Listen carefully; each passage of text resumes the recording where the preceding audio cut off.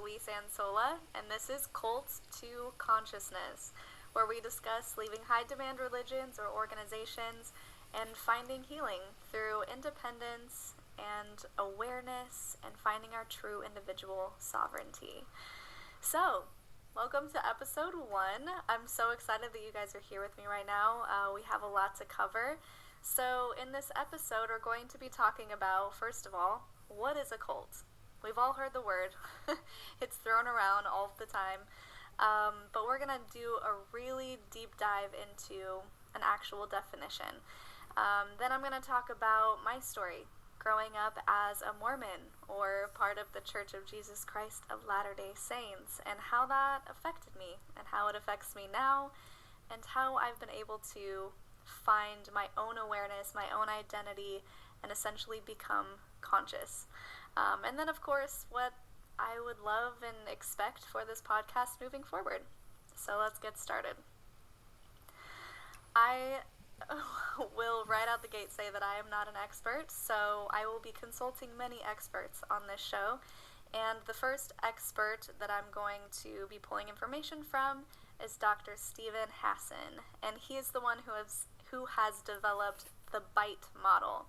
And it's a well-known, essentially deep definition of what a cult is and how you can see if you are involved in one. Remember, it doesn't always have to be religious. It can be any type of group or corporation that inhibit or exhibits these type of things. So, I'm going to read right off my computer to make sure that I get all of this information correct. This is from freedomofmind.com. So, the BITE model. We'll start with the letter B. B stands for behavior control. And here are a few things that are included in behavior control. Regulating an individual's physical reality. When, how, and with whom the member has sex. Ding, ding, ding. There's Mormonism. Control types of clothing and hairstyles. Yes, that too. Regulating diet, including food and drink, hunger and or fasting. Financial exploitation, manipulation, or dependence. Restricting leisure, entertainment, vacation time. The majority of time is spent with the group indoctrination and doing rituals and or self-indoctrination. Permission is required for major decisions. Rewards and punishments used to modify behaviors, both positive and negative. Discouraging individualism and encouraging groupthink. Ah, yes, that's a good one. Imposing rigid rules and regulations. Instill dependency and obedience. So, all of those are things that I've experienced growing up in the Mormon church. But let's keep going. Information control is what the I stands for. So this could be deception, deliberately withholding information, distorting information to make it more acceptable, minimizing or discouraging access to non-cult sources of information, including internet, TV, radio, books, articles, newspaper, magazines, and media. Keeping the members busy so they don't have time to investigate. Compartmentalize information into outsider versus insider doctrines. Report deviant thoughts, feelings, and actions to leadership. Ensure that individual behavior is monitored by the group. Extensive use of cult-generated information and propaganda, including their own newsletters, magazines, journals, audio tapes, videotapes, YouTube, movies, and other media. Misquoting statements or using them out of context from non-cult sources. Unethical use of confession. I got a good story for that. Doesn't matter if you lose your job or anything like that, you still gotta wipe your butt, you still gotta shower, still gotta clean, so we're focused on sustainability. And alright, the next one is going to be thought control, what the T stands for. Requiring members to internalize the group's doctrine as truth. Instill black and white thinking, good versus evil, us versus them mentality. Change a person's name and identity. I hear you get a new name in the temple. I never made it that far because I was unworthy. Encourage only good and proper thoughts. Teaching thought-stopping techniques which shut down reality. This will end in denial, rationalization, justification, wishful thinking. It could be chanting, meditating, praying, speaking in tongues, singing or humming. Rejection of rational analysis, critical thinking, constructive criticism. Forbid critical questions about the leaders, doctrine, or policy. Labeling alternative belief systems as illegitimate, evil, or not useful. So, I remember hearing that one a lot. The last one is the E, which stands for emotional control. Manipulate and narrow the range of feelings. Some emotions and or needs are deemed as evil, wrong, or selfish. Make the person feel that problems are always their own fault, never the leader's or group's fault. Promote feelings of guilt or unworthiness. Ah, yes, the guilt, such as identity guilt or you are not living up to your full potential. Fear of thinking independently. Fear of the outside world or enemies or losing one's salvation. Fear of leaving or being shunned by the group. Yes, that is a very real thing. And fear of others' disapproval. Extremes of emotional highs and lows, love bombing and praise one moment, and then declaring you are a horrible sinner the next. Ritualistic and sometimes public confession of sins. Phobia indoctrination, including irrational fears about leaving the group or questioning the leader's authority. No happiness or fulfillment is possible outside of the group. Yes, I definitely suffered from that one, being afraid of what would happen if I left. And terrible consequences if you leave, shunning of those who leave, fear of being rejected by friends and family. Unfortunately, that happens a lot in Mormonism. Never a legitimate reason to leave. Those who leave are weak, undisciplined, unspiritual, worldly, brainwashed by family or a counselor, or seduced by money and sex. So familiar. Two quick things that I go over before I continue with my story. So, this is also coming directly from the website. Destructive mind control can be determined when the overall effect of these four components promotes dependency and obedience to some leader or cause. It is not necessary for every single item on the list to be present. Like many techniques, it's not inherently good or evil. If mind control techniques are used to empower an individual to have more choice and authority for their life, the effects can be beneficial. For example, benevolent mind control can be used to help people quit smoking without affecting any other behavior.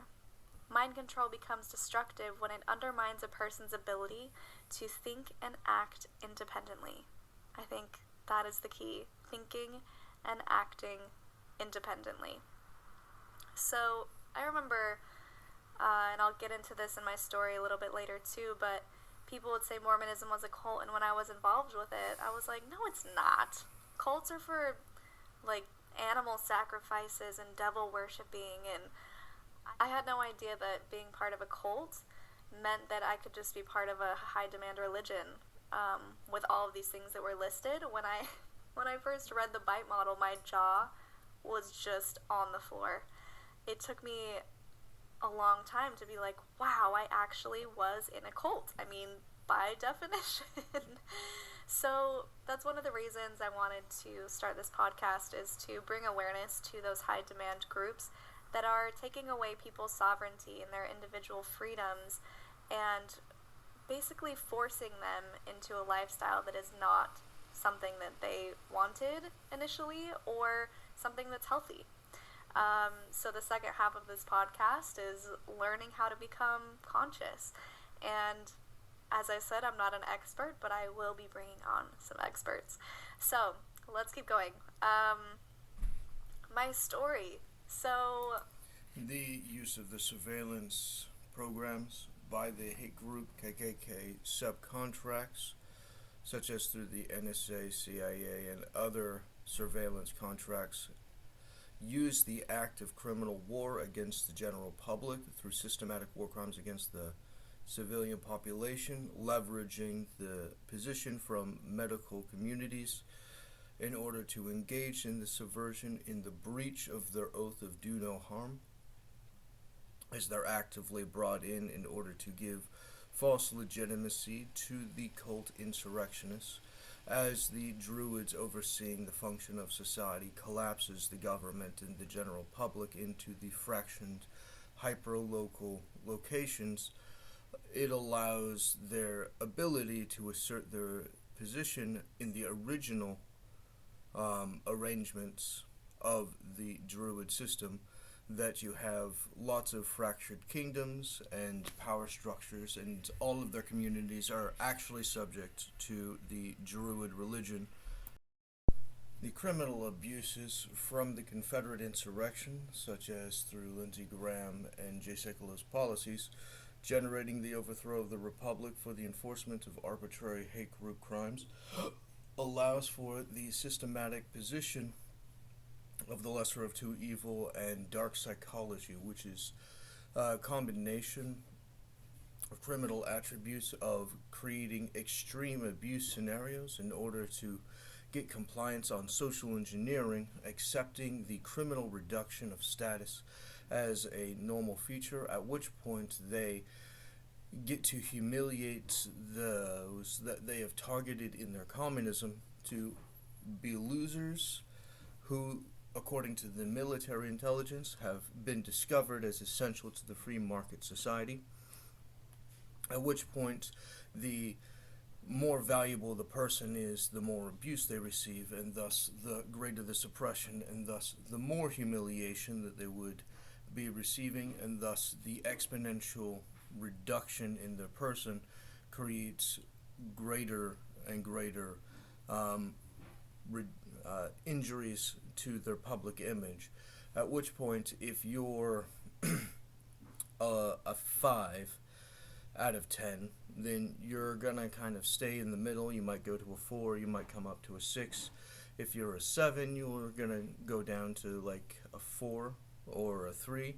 If you're a 8, you're gonna go to a 3 or a 2, and that's kind of thing. At which point, the higher you would have been in a free market, the lower you would be in their communist market if you aren't in their prearranged derived values.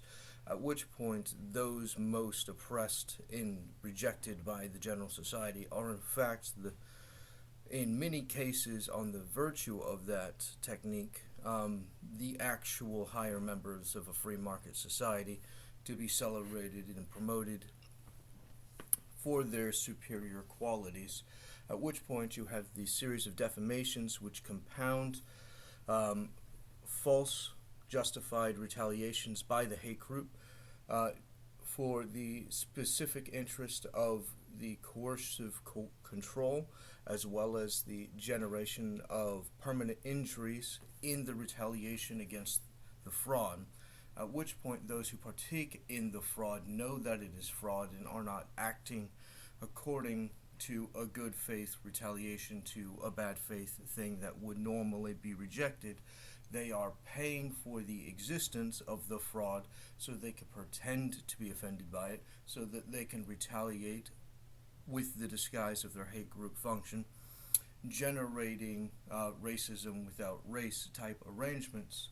At which point you have lots of dog whistles which are systematically put into their magic system as they convict those who report the realities, at which point their position is the promotion of not having available proof, as they have convicted people and criminalized the proof itself, at which point the ability to produce the thing would get the person arrested, generates the permanent false justification to their existence as they systematically defraud the government in the separation of the nation of law into the hate group organization, at which point the position of pointing to the general public and labeling them an enemy combatant in an arbitrary fashion in the function of war is the systematic hate group objective of Lindsey Graham's insurrection, in his malicious contempt of defrauding the general public by systematically lying about the victims as they reform society under their fascist communism from the KKK as the Druid religion established by the Confederate States. Jason Washburn. I was a corporal in the United States Marine Corps. My first 2 tours were with the 1st Battalion, 4th Marines, Charlie Company. During the course of my 3 tours, the rules of engagement changed a lot. For example, during the invasion, we were told to use target identification before engaging with anyone. But if the town or the city that we were approaching was a known threat, if the unit that went through the area before we did took a high number of casualties, we were basically we were allowed to shoot whatever we wanted. It was deemed to be a free fire zone. So we would roll through the town, and anything that we saw, everything that we saw, we engaged it and opened fire on everything. And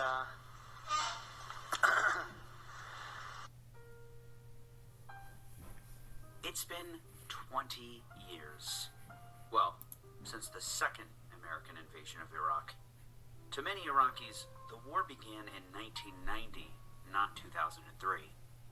Nonetheless, 2003 certainly marked an incalculable, unimaginably massive, and world-altering cataclysm. So, where do I even begin?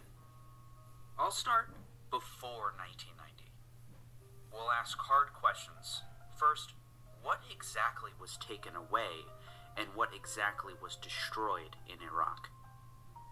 Throughout the year 2023, the 20th anniversary of the Second Iraq War, I'll be covering stories related to the invasion. And if you want to support me and get a glimpse of behind-the-scenes action, or join my Discord server, or watch my too graphic for YouTube Abu Ghraib documentary, check the link in the description or go to patreon.com/GDFofficial to become a patron. It's a great community over there, and we'd love to have you. I also accept donations through PayPal and Cash App, and those are on the screen now. Also, those links are in the description as well. Now, onto the video. The new Miele oven sense your approach with Motion React Light. In 2001, Dr. W. Kreisel of the World Health Organization prepared a report titled Health Situation in Iraq. It's worth quoting at length because it obliterates the common view of Iraq that was portrayed to me as a kid. Quote, before 1990, Iraq, with a GNP per capita of $2,800 belonged to the group of middle-income countries.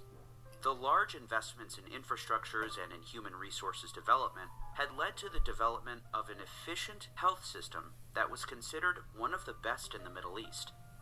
Malnutrition was virtually not seen, as households had easy and affordable access to a balanced dietary intake. Healthcare services were guaranteed by an extensive network of well-equipped, well-supplied, and well-staffed health facilities. The access of patients to higher levels of care was easy and effortless, supported as it was by a distributed network of secondary and tertiary hospitals and institutions. Ambulances and emergency services were well developed and benefited from a properly maintained network of roads and telecommunications. Water and sanitation services benefited from large investments in water and sewage treatment plants during earlier decades, assuring nearly universal access to abundant, safe drinking water and to a relatively clean environment.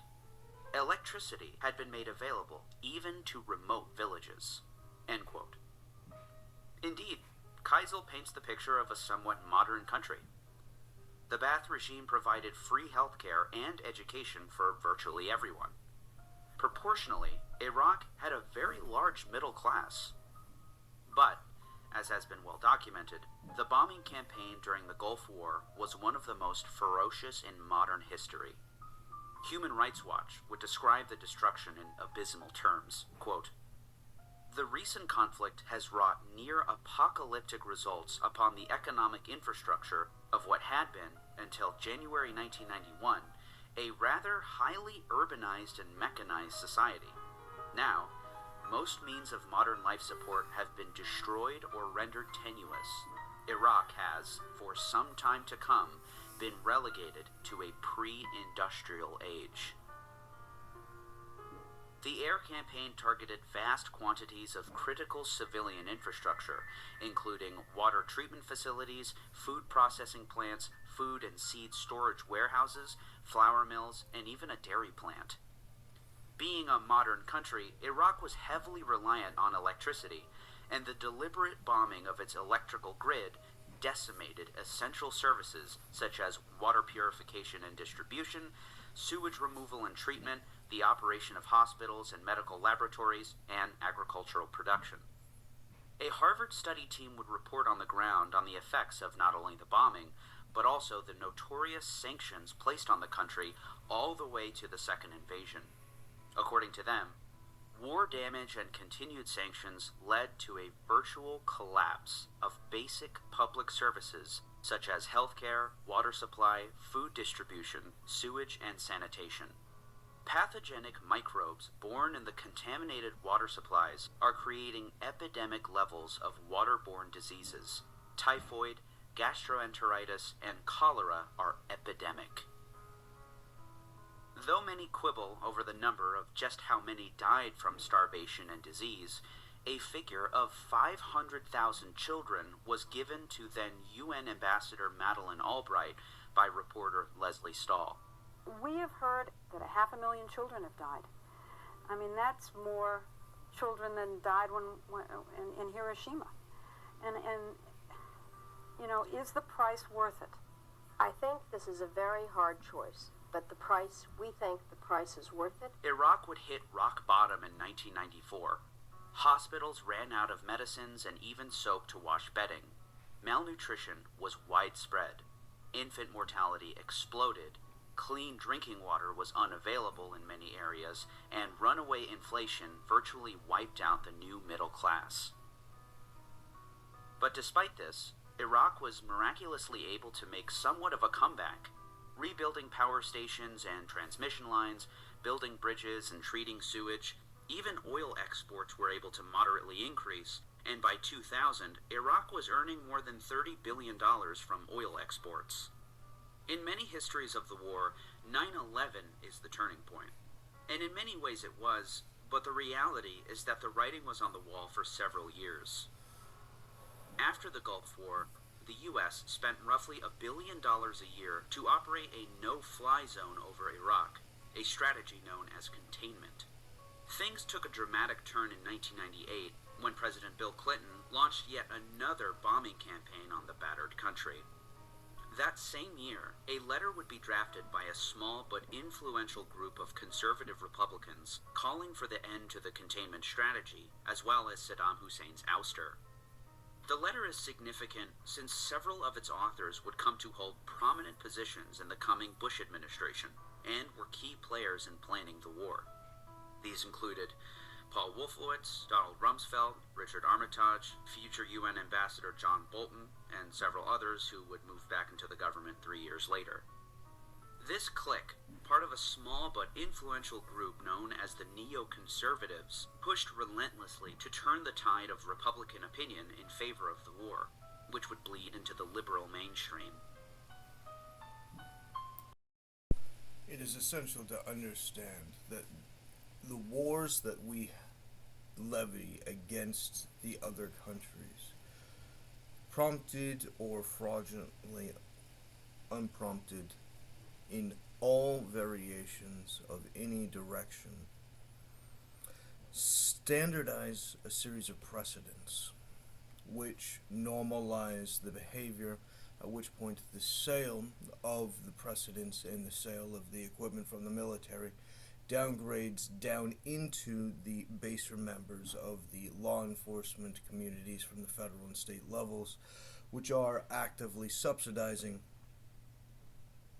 those departments, acquiring compliance to Confederate insurrectionist objectives by the payoffs, cleaning and laundering the money for the secret crimes from their various criminal markets, actively enforced by their surveillance insurrection, at which point their active abuse against the privacy of people in their own homes, unprompted, unwarranted, unjustified,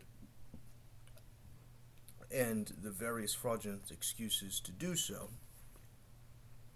exponentially makes the war against the American public the primary objective on those precedents, at which point the natural reproduction of the crimes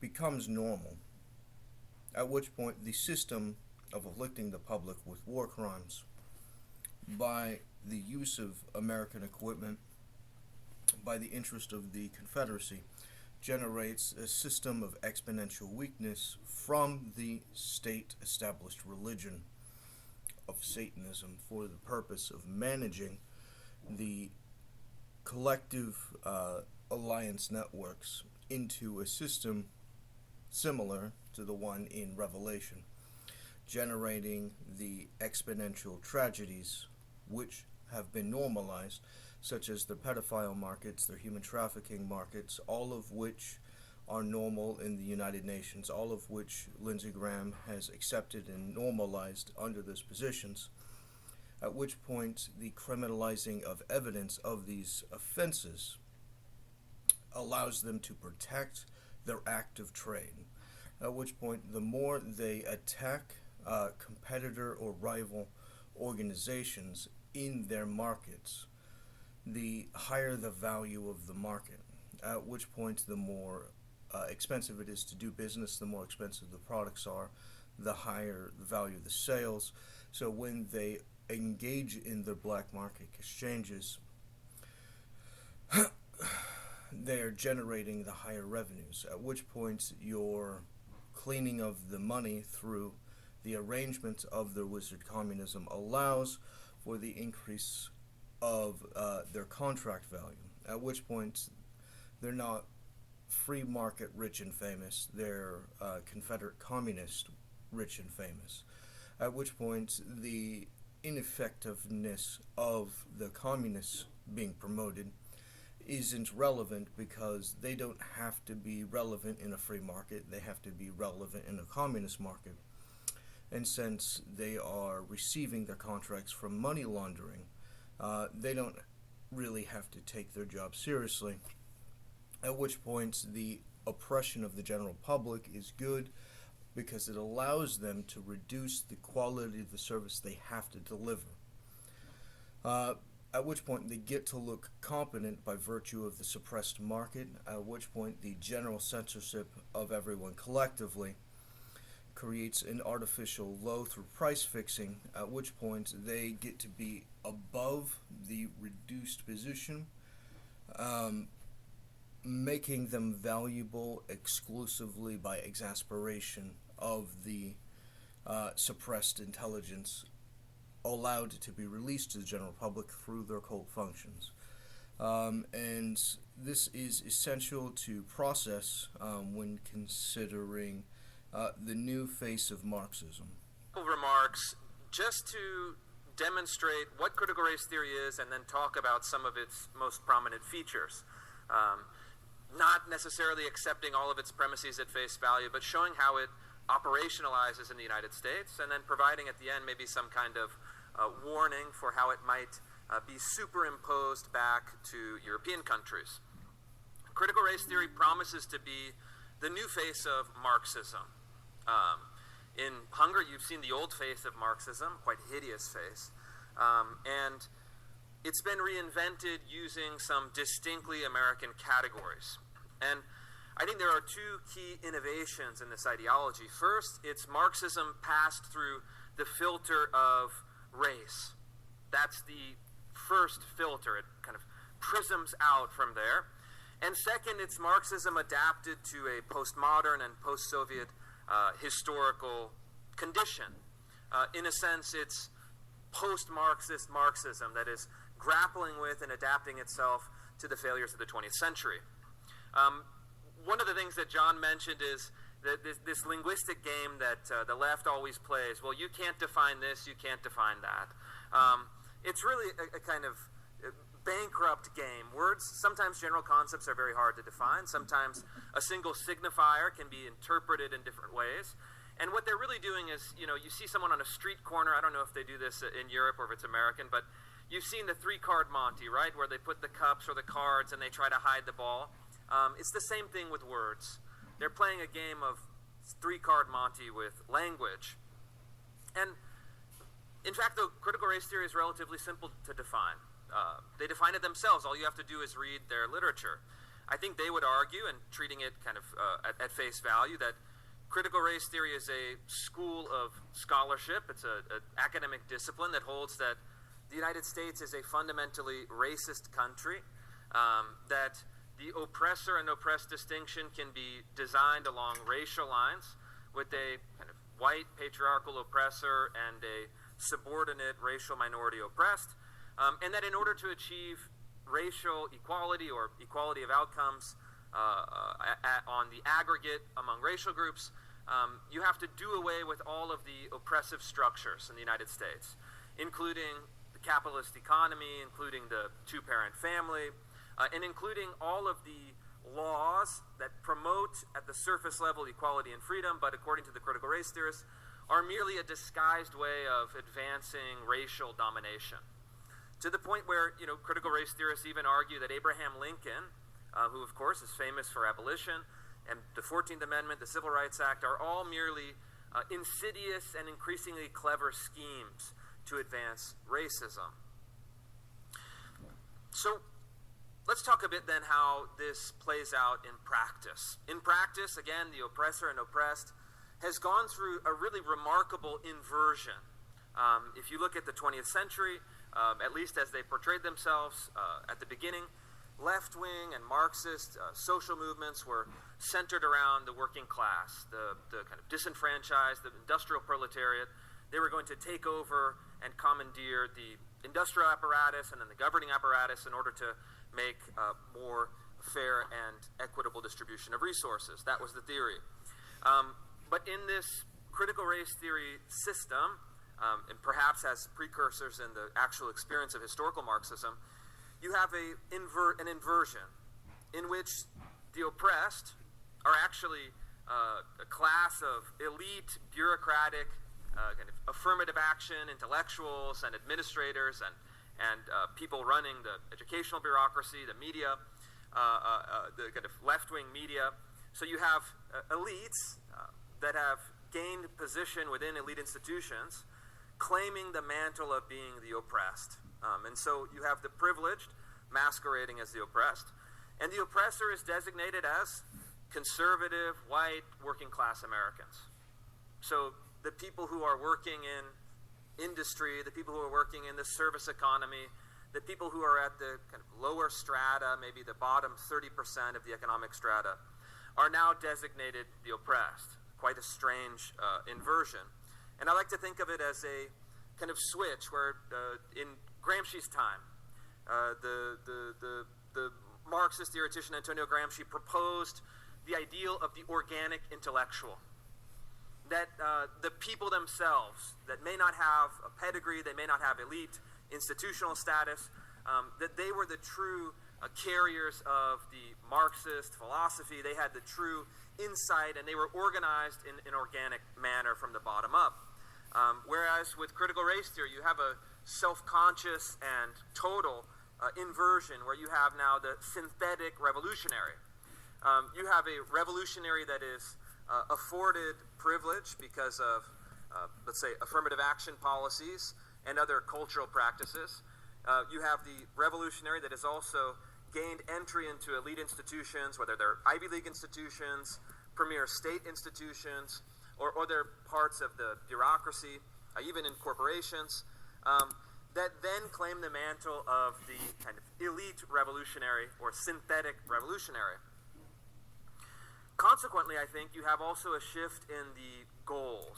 Not always the stated goals, but I think in the implicit goals.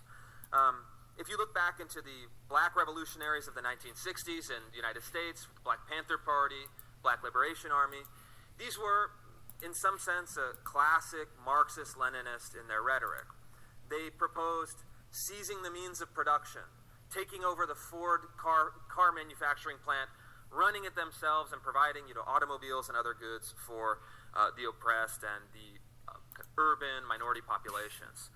So very famously, Eldridge Cleaver was someone who actually, traveled a bit in Europe and North Africa and the United States and really promised this in his writing. He said the lumpen proletariat was the kind of inheritor of the Marxist line, and the black lumpen proletariat in particular was going to seize the means of production and then take what was their due.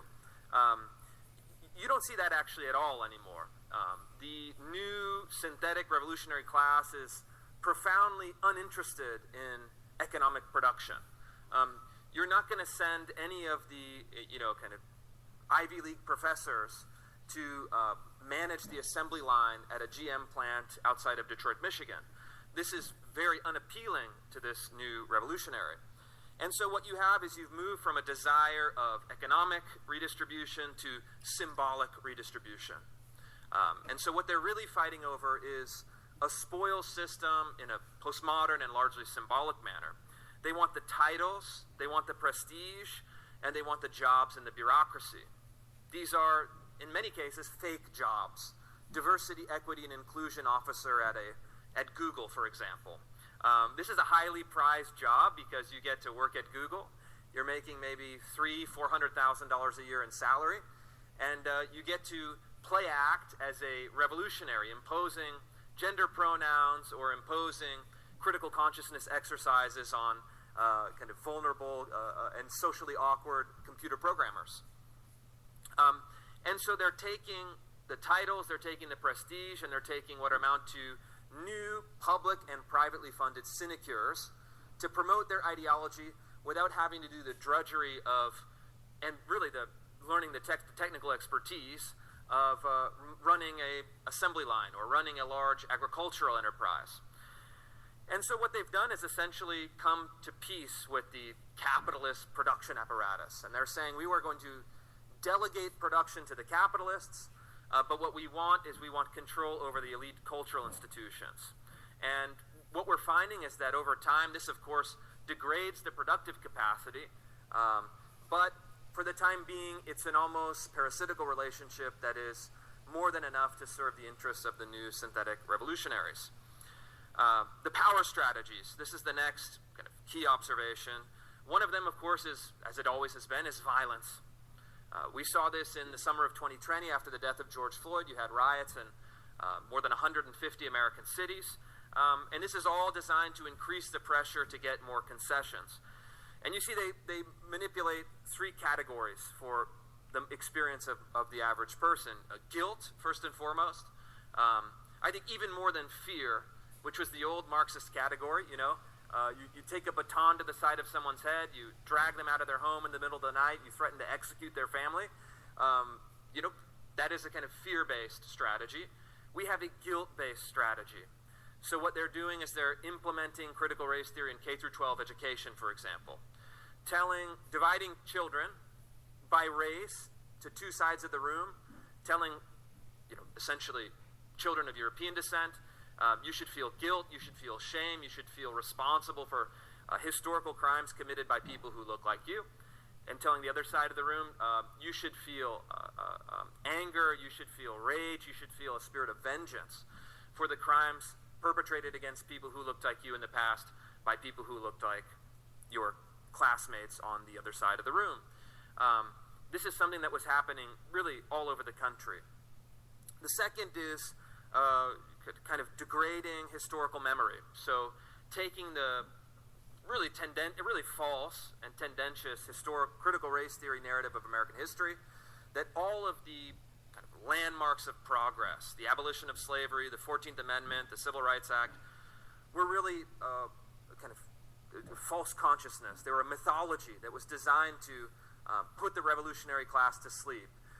Again, really historically false, but the idea is to then erase the historical memory, sometimes physically tearing down statues, but oftentimes in curriculum books, trying to dispatch with any narrative of American goodness or greatness or even a complex and multifaceted narrative of American history and replace it with an acid wash of American history. And the third is to work on identity as a whole and to delegitimize entire categories of identity, really creating a series of identity taboos on the intersectional hierarchy, which is not just a hierarchy of perceived oppression, but it is actually a reverse hierarchy of moral value. That's really the key. It's actually using a relativistic frame in order to impose a very moralistic idea. And then, to close, what do they want? That's a question that I found to be quite interesting, because the critical race theorists never quite tell you what they want. What would an ideal society look like for you? How would you govern the institutions? What would you do as far as legislation? It's never quite clear, but what is absolutely clear is that the critical race theorists, again in contrast to the precursors and the 20th century Marxist revolutionaries, have actually no desire to govern. If you look at the early history, you look at Lenin's writing when he was in exile, say what you will about him, but he had a desire to govern. He had a clear plan of action. He wanted to seize power at the top and impose his will on everyone below. The critical race theorists have no such ambitions and no such desires. That may be actually kind of a blessing in disguise. They're happy to exist as part of the bureaucracy. They really want to operate only from the position of a critical element. They want to criticize, but they want to abdicate all responsibility of governing. And so what their strategy is at heart, it's an anti-democratic strategy. They want to enter the layer of bureaucracy in K through 12 education and post-secondary education and corporate HR and in the federal bureaucracy in the American context. They want to advance their ideology laterally, outside the legislative process, outside the system of democratic consent, and then outside the consent of, say, parents in a K through 12 school classroom. And in fact, when they were challenged for the first year that we challenged them and provided the evidence, told people what they were doing, they denied the existence of their own ideology. This, again, is quite strange historically. It doesn't actually project much confidence at all. If you're imposing your ideology, you're confronted with evidence of the imposition, and then you're denying that your ideology exists. I think it's because they want to operate in a method that is wholly anti-democratic, because they know that subjected to democratic scrutiny and subjected to democratic decision-making, people would reject their ideology out of hand.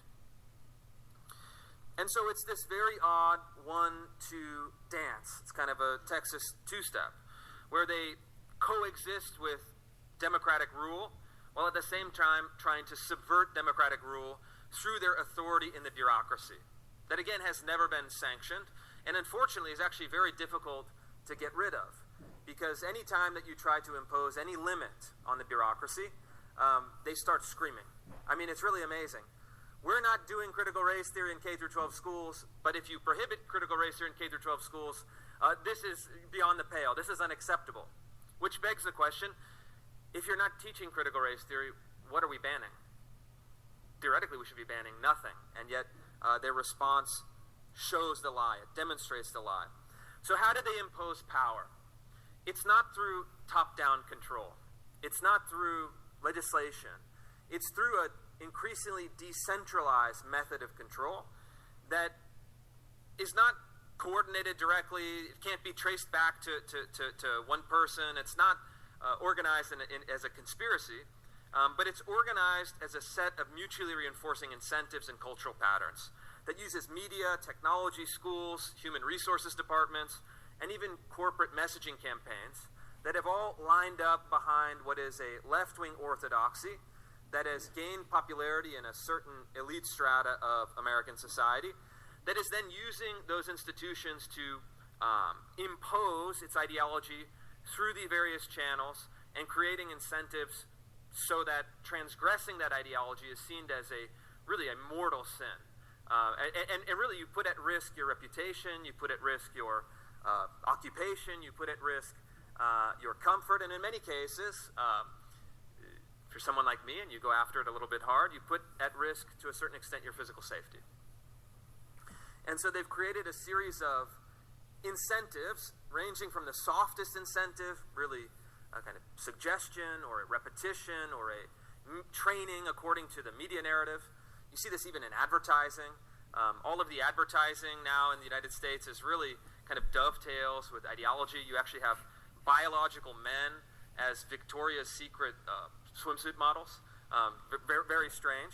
But that's this kind of suggestion layer, all the way to the kind of street militant layer, where someone will break your window, someone will, physically threaten you, someone will show up at your house, someone will send you, death threats in the mail, that kind of thing. You have an increasingly soft to hard method of enforcement.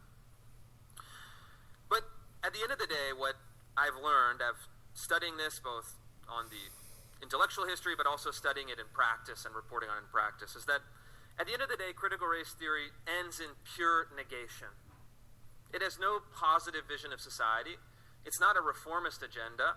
But really what you can see in the writings of Derek Bell, who's considered the godfather of critical race theory, Harvard law professor, whose students established the discipline of critical race theory. Derek Bell was a smart man. He was, in the beginning of his career, a dedicated civil rights attorney. He desegregated and ran lawsuits in, I think, 300 school districts in the Deep South to integrate those schools. He lost his faith in the United States and the civil rights movement and went to a philosophy of pure racial pessimism. And in fact, he was incentivized by elite institutions at the time to constantly reinforce that pessimism. He was, in a sense, financially and reputationally rewarded the more pessimistic he got. So that towards the end of the career, he developed really a racial paranoia. He thought and made the argument in print that black Americans were on the verge of a racial genocide in the United States. He said racism was the permanent and indestructible feature of American life.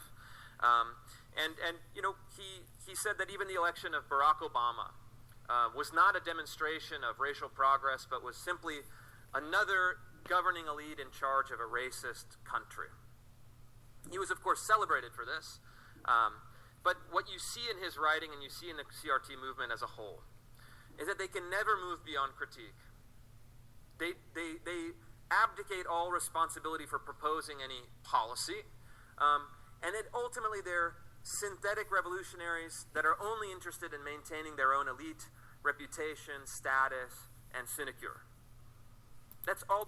The existence of the subversion of promoting people such as Barack Obama and Justice Thomas and other black promoted members of the government are conducted on the basis of the cover for the criminal exchanges. Now, the criticism that is the new face of Marxism, along with the criticism talking against Abraham Lincoln, these are both fraudulent positions, but generically speaking, the strategies are correct. His references are just wrong. They actively do convey those systematic injuries when you conduct an in-depth study of the specific offenses. The activity of malicious racism usually gets worse with black leadership. Like when they hire a bunch of black cops. Generically speaking, the abuse gets worse. You have people who are actively promoted as window dressing and are given under the cult arrangement the assumption that they have to be more of the thing in order to fit in with the group, in order to assert their separation from the class being attacked. Similar to the Nazi engagement of hiring Jews for high-level members of government, such as the Angel of Death. who, being a Jew, was actively malicious in the destruction towards the Jews. At which point you have these frontmen who generate the assertion of superiority on false virtue signaling, generating the ability to justify their existence as a system. At which point, it as a propaganda piece is nothing more than a chicken mascot for a chicken place or a cow mascot for a burger place. It really doesn't really mean any situational development of the system, which is mostly fascist and a little bit communist, in order to mix with the created China's mostly communist, a little bit fascist arrangement. Their contracts with the Twitter files have discovered the position that the intelligence agencies are subcontracting with social media and media in order to engage in the control of the position, at which point the fascist position of the private market, as long as they were pre-approved or controlled by the government, allows for a low touch, a sensitive touch control, which cannot directly be equated to communism, gives the full power and leverage to the government for being communist without any of the responsibility of being communist. At which point, this is the foundation of their criminal market. Their plausible deniability, their profits without guilt is a criminal norm for them. And you need to take into account the systems in place which are blocking the most crucial pieces of information, as they have violated the fairness doctrine, such as David's national news companies and social media companies, as to control through the monopolies of the fascist arrangement, allowing them to have that systematic control of the government over those positions, making them in practice government entities, similar to the surveillance contractors in the NSA and CIA, who are not officially government and are given false permission to commit crimes that the government doesn't have a right to do, which they're given false permission to do because they're not government, at which point they're terrorist insurgents without a legal government, and the double agents who are contracting these advantages to them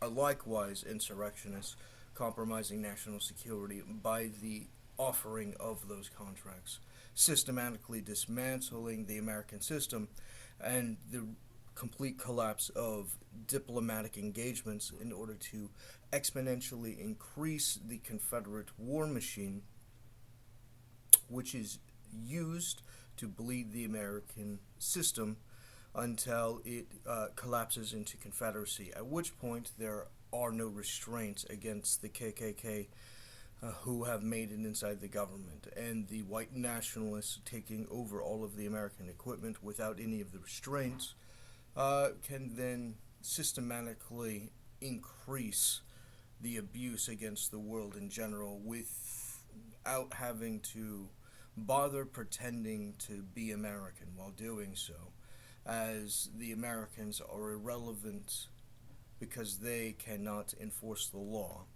And the law not being able to enforce itself means the society of the nation of law would cease to exist, at which point you have a fully naked, violent, dripping with blood demon who is the white nationalist party of the Confederacy, which is an insatiable evil which will never stop to bleed the world which it is infecting.